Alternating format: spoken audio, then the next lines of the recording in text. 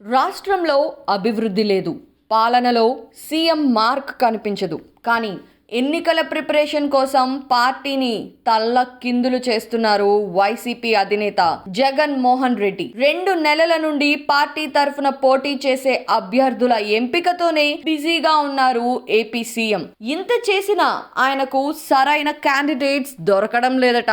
Assembly సీట్ల విషయం కొంతవరకు సర్దుబాటు చేసిన వైసీపీ టికెట్ పై లోక్సభ బరిలో దిగేవాళ్లు భూతద్దం పెట్టి వెతికినా కనిపించడం లేదని తెలుస్తోంది. ఎంపీ టికెట్ ఇస్తామన్న వైసీపీ నాయకులు నో చెప్పడానికి కారణం ఏంటి? సిట్టింగ్ ఎంపీలతో అధిష్టానానికి ఉన్న సమస్యలేంటో గమనిస్తే ఈ విషయంపై మనకి ఫుల్ క్లారిటీ వస్తుంది. గత ఎన్నికల్లో భారీ మెజారిటీతో గెలిచిన వైఎస్ఆర్ కాంగ్రెస్ పార్టీకి ఈసారి అభ్యర్థులే దొరకడం లేదు. వినడానికి వింతగా ఉన్నా ఇది నిజంగా నిజం. ఐపాక్ సర్వేల పేరుతో చాలా మంది సిట్టింగులకు ఈసారి టికెట్లు ఇవ్వటం లేదు. అవకాశం దక్కని నాయకులు ధిక్కార స్వరం వినిపించిన డోంట్ కేర్ అంటున్నారు వైసీపీ అధినేత. అసెంబ్లీ స్థానాల విషయంలో వీరు కాకపోతే వారు, వారు కాకపోతే ఇంకొకరు అన్నట్టు ఎవరో ఒకరిని ఇన్ఛార్జ్ గా ప్రకటిస్తున్నారు. కానీ ఎంపీ సీట్ల దగ్గరకు వచ్చేసరికి వ్యవహారం అంతా ఈజీ కాదు అని తెలుస్తోంది. కుల సమీకరణలు,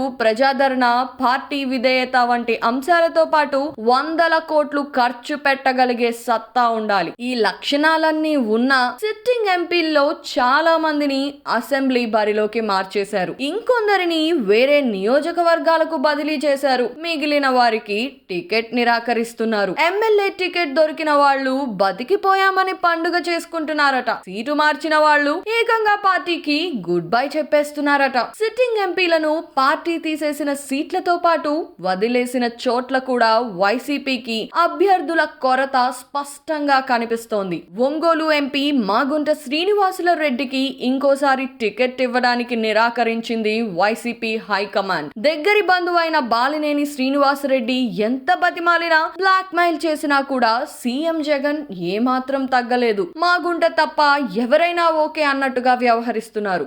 ఒంగోలు ఎంపీ స్థానానికి చంద్రగిరి ఎమ్మెల్యే చెవిరెడ్డి భాస్కర్ రెడ్డి పేరు వినిపించింది. ఆ తరువాత నగరి ఎమ్మెల్యే మంత్రి రోజాకు టికెట్ ఇస్తున్నారనే ప్రచారం జరిగింది. చెవిరెడ్డికి స్థానికంగా వ్యతిరేకత కనిపిస్తుండగా రోజా నగరిని వదులుకోవడానికి సిద్ధంగా లేరని తెలుస్తోంది. ఇక గుంటూరు ఎంపీ సీటు కోసం క్రికెటర్ అంబటి రాయుడు పేరుని పరిశీలించారు వైసీపీ పెద్దలు. తీరా ఆయన పార్టీలో చేరాక నర్సరావుపేట ఎంపీ లావు శ్రీకృష్ణదేవరాయలను గుంటూరుకు మారమని ఆదేశించారు. ఈ దెబ్బకు అటు Ambati Rayudu YCP good bye చెప్పగా శ్రీకృష్ణదేవరాయలు కూడా పార్టీని వీడారు. దీంతో గుంటూరుకు ఉమ్మారెడ్డి రమణ, నర్సరావుపేటకు మాజీ మంత్రి అనిల్ కుమార్ యాదవ్ పేర్లను ఫైనల్ చేసుకోవాల్సి వచ్చింది. ఇక సత్తివేడు ఎమ్మెల్యే అదిమూలంను తిరుపతి ఎంపీగా పోటీ చేయమని ఆదేశించారు. అయితే ఆయన వైసీపీ టికెట్ పై లోక్సభ బరిలోకి దిగడం కంటే పార్టీని వదిలేయడమే బెటర్ అని నిర్ణయించుకున్నారు.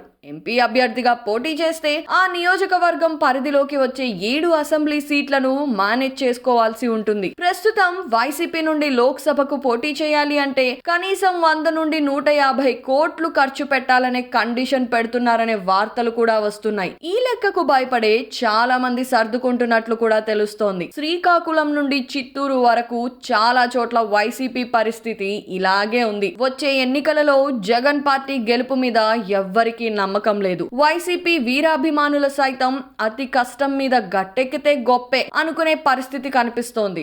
ఒక్క ఛాన్స్ అని అడగగానే భారీ మెజారిటీ ప్రజలు అధికారం కట్టబెడితే ప్యాలెస్ నుండి బయటకు రాకుండా బటన్ నొక్కడమే పాలన అనుకున్నారు ఏపీ సీఎం జగన్ మోహన్ రెడ్డి. ప్రజలు మాత్రం సంక్షేమ పథకాలతో పాటు మౌలిక వసతులు, ఉపాధి అవకాశాలు, శాంతి భద్రతలు కోరుకుంటున్నారు. జగన్ పాలనలో ఇవేమీ దొరక్కపోవడంతో ఆయనకు సెకండ్ ఛాన్స్ ఇవ్వడానికి మెజారిటీ ప్రజలు సిద్ధంగా లేరని సర్వేలన్నీ స్పష్టంగా చెబుతున్నాయి. మొదట్లో టికెట్ దక్కని నాయకులు వైసీపీని వీడితే ఇప్పుడు టికెట్ ఇచ్చిన వాళ్ళు మాకొద్దని పారిపోతున్నారు. ఎంపీ స్థానాలలో మొదలైన ఈ రివర్స్ ట్రెండ్ త్వరలో శాసనసభ సీట్లలోనూ కనిపిస్తుందని భావిస్తున్నారు రాజకీయ పరిశీలకులు. చాలా మందికి గెలుస్తామనే నమ్మకం లేదు. కోట్లు ఖర్చు పెట్టుకొని గెలిచినా పెట్టుబడి రాబట్టుకునే అవకాశం లేదు. ఈ పరిస్థితుల్లో టికెట్ దొరకని వాళ్లే అదృష్టవంతులనే అభిప్రాయం వైసీపీ నాయకుల్లో కనిపిస్తోంది.